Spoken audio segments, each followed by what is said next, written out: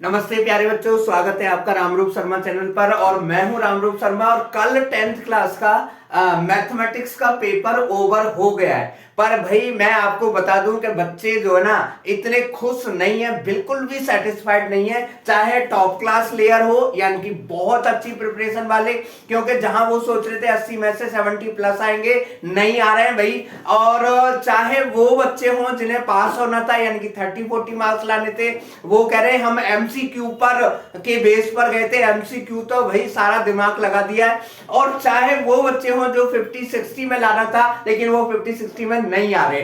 CBSE board ने इस बारी का जो पेपर बनाया है बहुत तगड़ा बनाया है, ऐसा मेरा ख्याल है नहीं बनाना चाहिए था। और उसमें कुछ क्वेश्चंस बहुत अजीबोगरीब दिए जिससे बच्चे कंफ्यूज हो गए। आप ये कह सकते हैं कि इस पर मार्क्स मिल जाएंगे या लीनियर मार्किंग होगी, पर बच्चे को ये नहीं पता होता है। मैं उन क्वेश्चन की सीरीज दे देता हूं। और पहला जो क्वेश्चन है बच्चों वो था आपका ये वाला क्वेश्चन कि इसकी वैल्यू क्या होगी।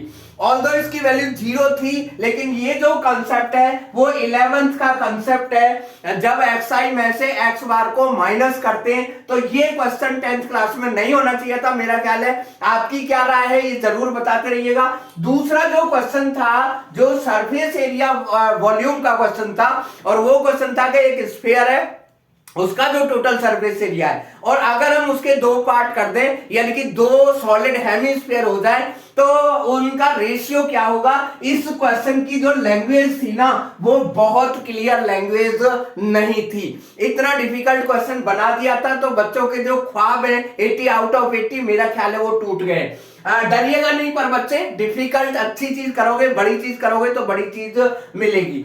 दूसरा जो एक क्वेश्चन था ये वाला क्वेश्चन, इस क्वेश्चन के जो ऑप्शन है उन्हें आप ध्यान से देखिएगा। या तो लैंग्वेज क्लियर नहीं है या तो ऑप्शन आपके बिल्कुल ठीक नहीं है। चारों ऑप्शन आपके ठीक नहीं है। वहां पर अपॉन 8 आता है और अपॉन 8 का ऑप्शन एक भी नहीं है।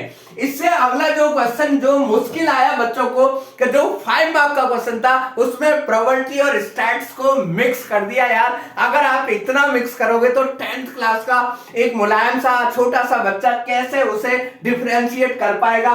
तो ये भी एक डिफिकल्टी लेवल बढ़ा दिया था।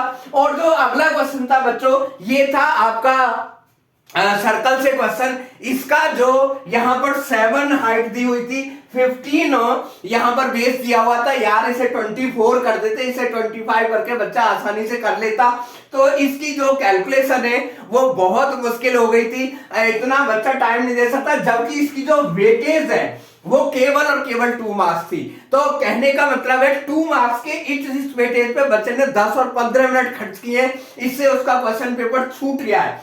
और एक बहुत ही अजीब बात, अगर आप लोग जानते हो तो जो एक्सरसाइज आपकी 8.3 है यानी कि लास्ट का जो क्वेश्चन है उसका जो सबसे लेंथी जो आंसर है वो 2-3 मार्क्स में दिया हुआ था।